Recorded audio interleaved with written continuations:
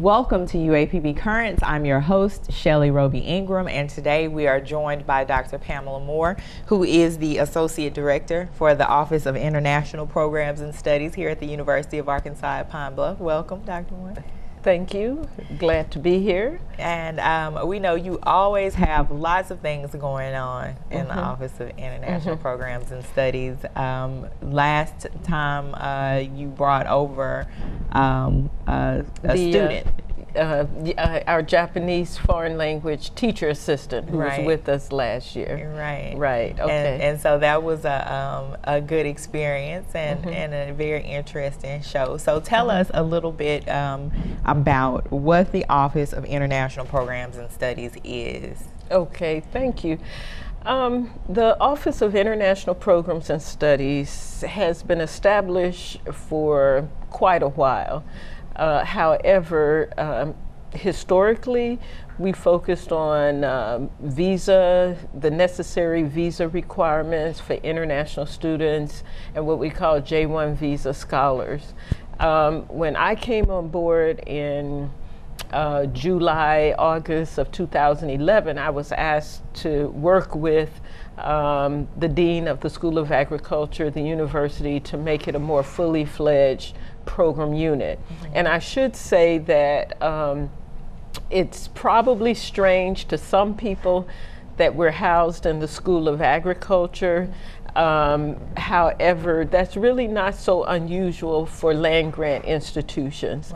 And that's because historically, African American land grant institutions were involved in research projects overseas, and that was typically, we were at the forefront of internationalization in the higher education sector. So you still find some universities, historically white, historically black, where the Office of International Programs is housed in the School of Agriculture.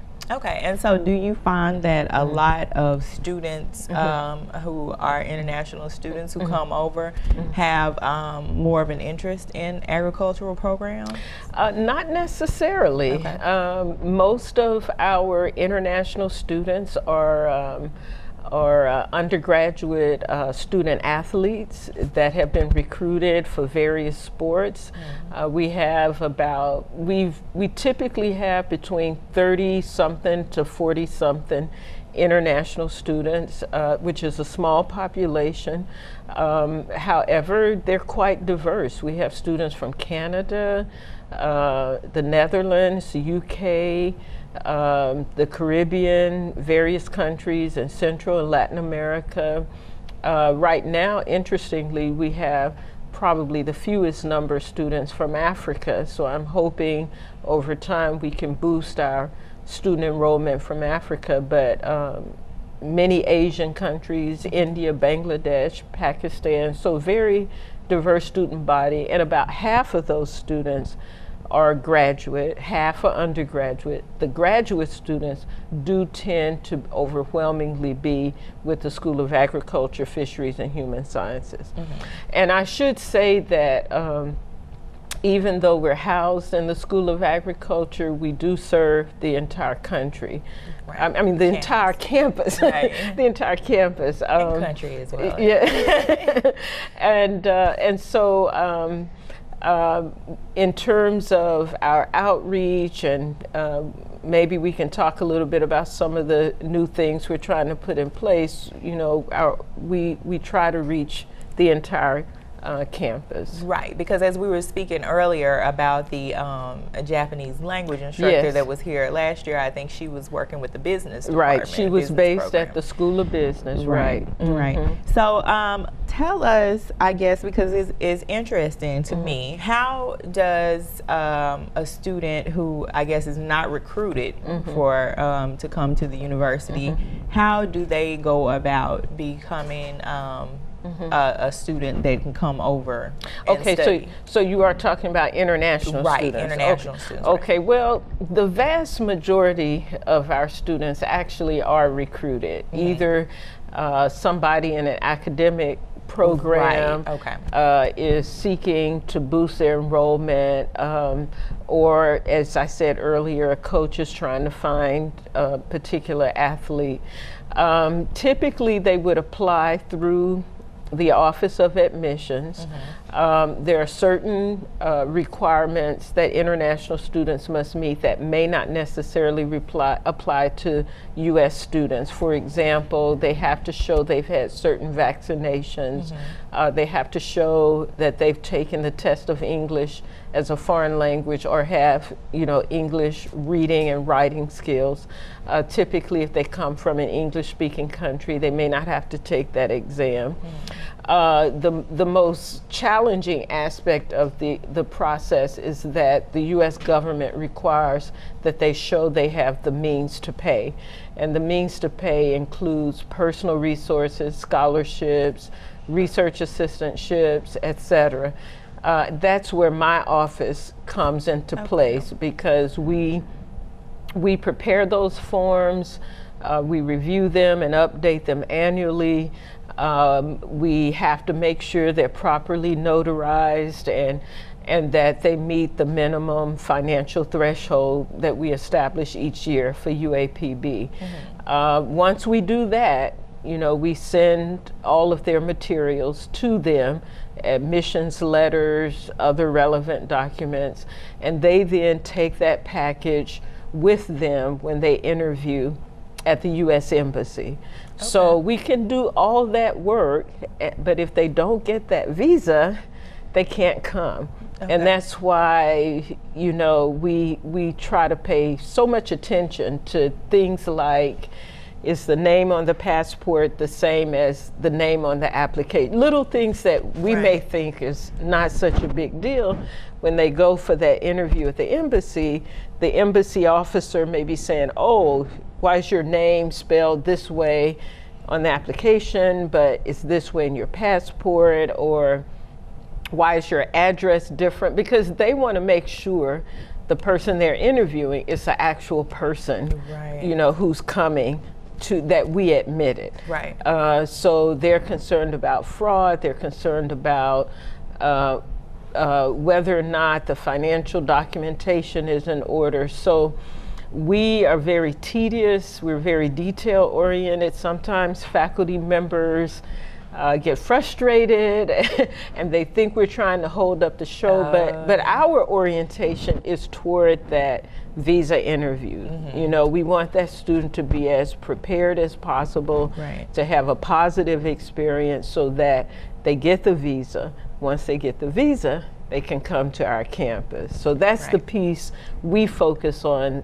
In terms of the standard admissions process, that's handled by Mrs. Owasoyo, who's our international admissions officer. All right, we're going to go to break, and when we come back, then we're going to talk about how our students do go to other places and some of the other programs and opportunities that we have going on right now. All right, thank you. And we'll be right back on UAPB Currents. How did UAPB prepare me? The Business Marketing Program. Here at the University of Arkansas at Pine Bluff, the faculty works very close with us, making sure we reach our full potential. With the help of Career Services, I was able to obtain an internship with Hope Federal Credit Union. This opportunity allowed me to travel to different states and learn additional skills. The company was so impressed at how talented and prepared I was as an intern that they offered me a full-time position as program officer. That's how UAPB prepared me.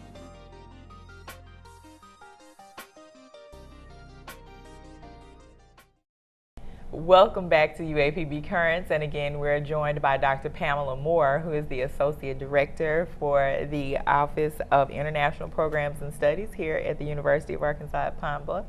And before we left to go to break, we were discussing some of the basic starting process of getting a student here at the university. And so what are some of the things that you are ways that you are trying to expand the program and services? Well, I'm glad you asked that question, and on that note, let me make the observation, my actual title is Associate Director for Global Engagement. Okay. And the reason why I wanted it phrased that way is because I firmly believe that you can't internationalize a campus by just saying, okay, we have an office and we have so many people doing study abroad, we have so many people doing overseas projects. So, and typically that's what people think, that you're fully internationalized when you have all these people in this, great place. But I firmly believe you have to bring along the entire university community. Right. You have to work with faculty, you have to work with financial aid, you have to work with administration. If we're trying to get a student involved in an overseas study abroad program, and a faculty member thinks, oh, it's more important they do an internship, and then the student might not really think the global experience is important. Right. If it's not being reinforced in the classroom and in the academic advising process. Right.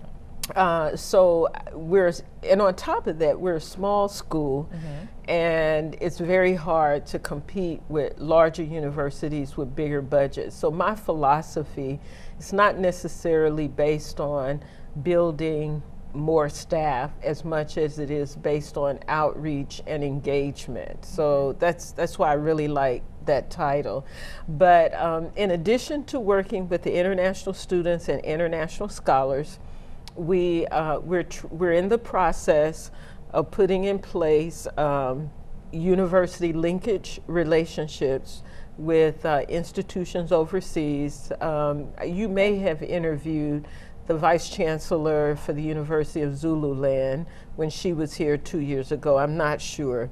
They were on UAPB show. They were on the School Without Walls. Right? Okay. And related to that piece, the university linkage piece is important, because if we're applying for a grant application in a particular country, we have to show that we have relationships in place. So if we're competing to do a project, say in Peru, and another university is competing to do a project in Peru, we're just saying, oh, we want to do this, but we don't know anybody. But this other university has partners, has faculty collaborators. They're going to have the stronger application. Right. So we see putting in place those relationships as like an important foundation for doing all the other things we want to do. We're also in the process of putting in place what we call an international project emphasis. This is where we're actually implementing projects in other countries in order to advance rural well-being, community development, university strengthening. So in a way, we benefit from that experience, but it's almost as if we're making a contribution to global improvement. Right. And then the third area that we are endeavoring to grow in is in the area of study abroad. I, as a young adult, student at Spelman College, I had the opportunity to apply for a fellowship to study abroad for a year. It really changed my life, shaped my values as a young adult. It was just a tremendous experience. Right. And I'm personally committed to opening those doors to the world for our UAPB student that were open for me at the time that I was in college. Right, and that was one of the things that I was going to ask you about. I'm glad you brought it up. Tell us a little bit of your background and where you're from and how you became to develop this passion for globalization. Well, actually, I'm from Greenville, Mississippi, on the Mississippi Delta on the other side of the river.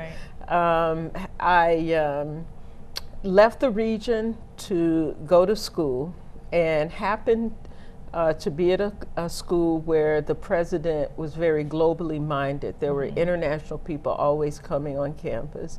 And at that time, we really only had like 2 programs through which students could travel abroad. One was the Watson Fellowship. That was what I applied for.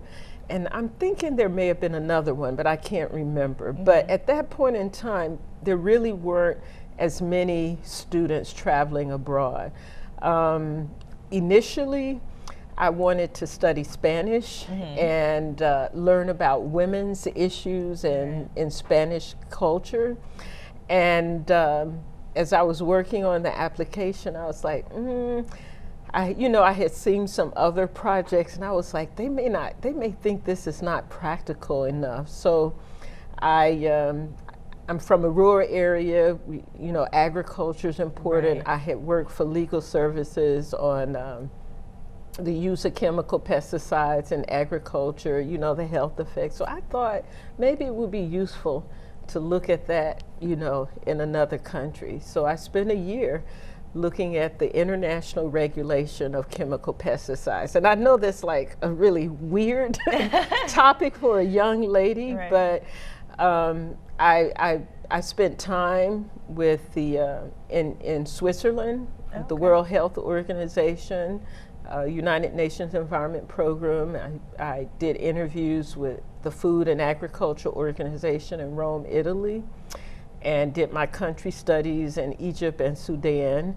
Was supposed to do another country study in Kenya, but by the time I made it to Kenya, I was out of the desert, green grass, movie theaters. I really wasn't so serious about the Kenya piece. But the strange thing about it is you're in these places that are so different, but when you start looking at issues like the importance of agriculture to an economy, countries like Egypt earn a lot of money from exporting agricultural products. The same thing is true here in the Delta. You find yourself learning a lot about your own community. Right. When it seems strange and paradoxical, but the more you engage globally, the more you learn about yourself, your country, your community. And it just really, expands the way you see the world and the way you see yourself. Okay. All right. Well, we're going to go to break again, and when we come back, then we're going to talk about some of the things and initiatives that we have that you all are developing and have going on right now. Okay. Thank you. Right. We'll be right back on UAPB Currents. Hi, I'm Sunflower Wilson, a recent graduate with a degree in fisheries biology. As I begin working on my master's, I am confident in the skills and lessons that UAPB has taught me through instructors like Dr. Hawkness. Sunflower challenged herself with a rigorous course curriculum. Her efforts led to numerous presentations in front of scientific audiences at state and national venues. A National Science Foundation internship gave her the opportunity to go to Alaska and work with scientists examining crustacean physiology. UAPB prepares its students for opportunities like these every day. UAPB prepared me.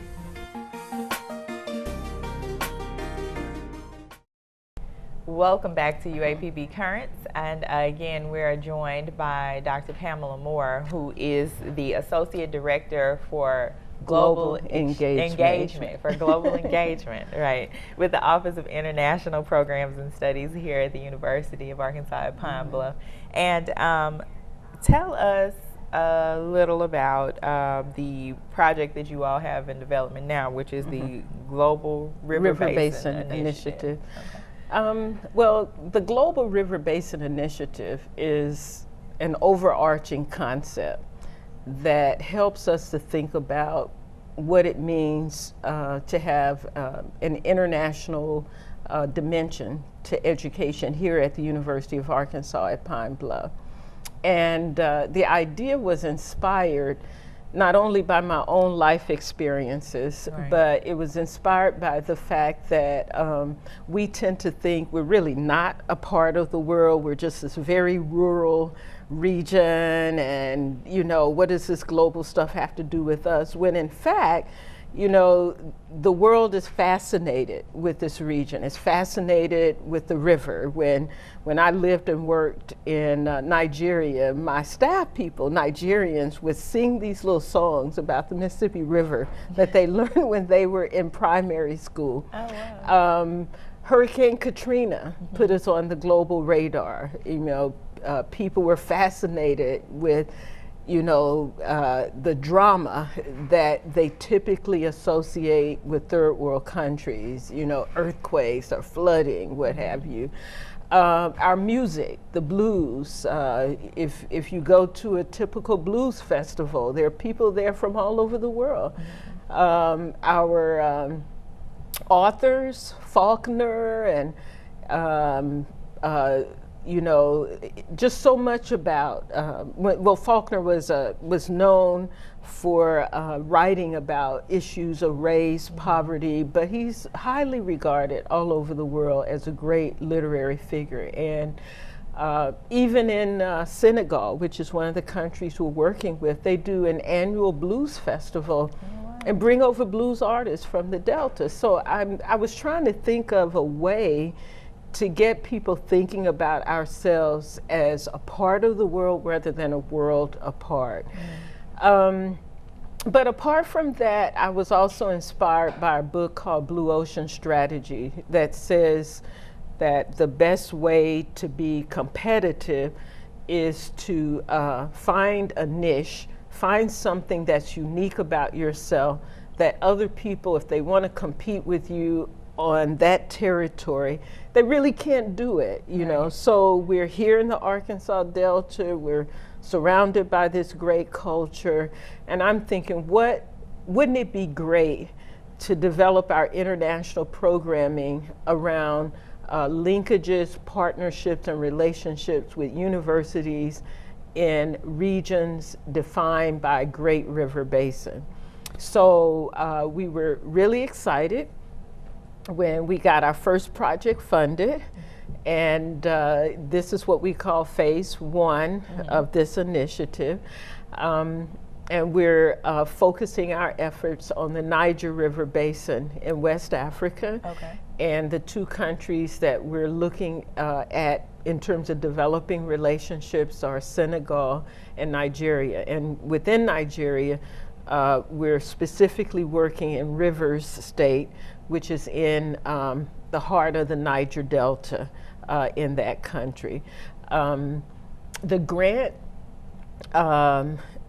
that we receive is for 3 years, $600,000, and it has 3 key objectives. 2 of the objectives are more internally focused. We have convened a diverse faculty working group. It's faculty and some of our partners. It's internal, external. And over 3 years, we'll meet, we'll bring in speakers, we'll debate and dialogue, you know, what is this global thing? How does it relate to us? And then at the end of that process, present like a white paper or recommendations to the broader university as to how faculty and staff can promote a more global perspective to the university experience, whether it's student affairs or the classroom or et cetera. And then the second piece involves strengthening study abroad by putting in place a faculty-led study abroad program. As I said earlier, we see ourselves as engaging people, not trying to do it all. Right. So we want other faculty to see themselves in a position to organize a global experience, whether it's doing research in another country, taking students on a short tour, helping students to identify internships abroad, et cetera. Right. So we'll be doing workshops to take faculty through the ABCs of study abroad. At the end of the workshops, we'll give them the opportunity to apply for what we call incentive grants.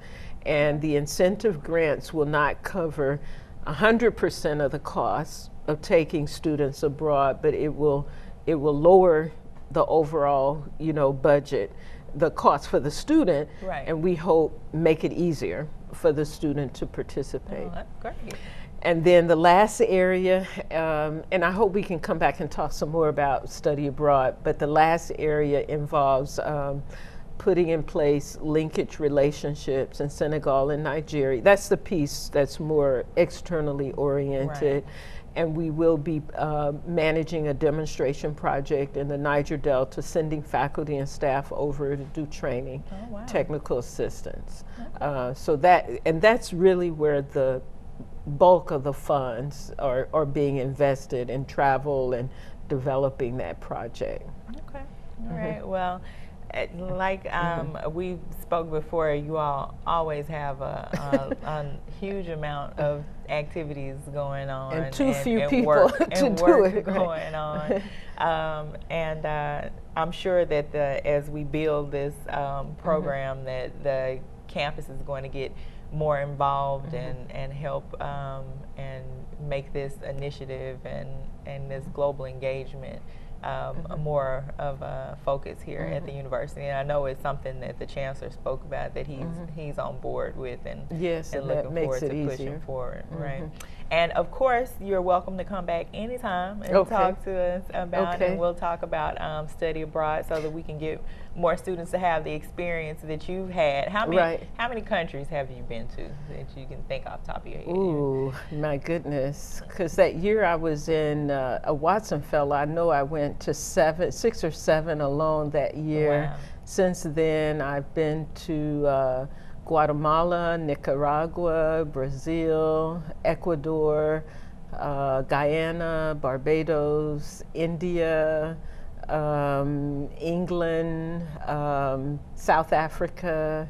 I lived in Nigeria for 2 years, Senegal, Namibia. Ooh, so it's probably going on 15 to 20. Oh, but wow. but I do want to come back, because just to focus on education abroad, Study, because we plan to unveil like a 2-year program.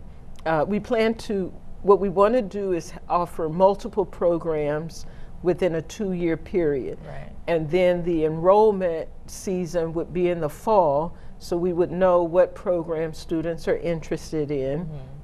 And then that makes it easier for us to work with them to raise their money, and it gives us some flexibility. If the students need more time to raise money, we can push the program back a little bit, but we know, within this 2-year period, these are the countries we want to go to, these are the programs we want to promote. Right.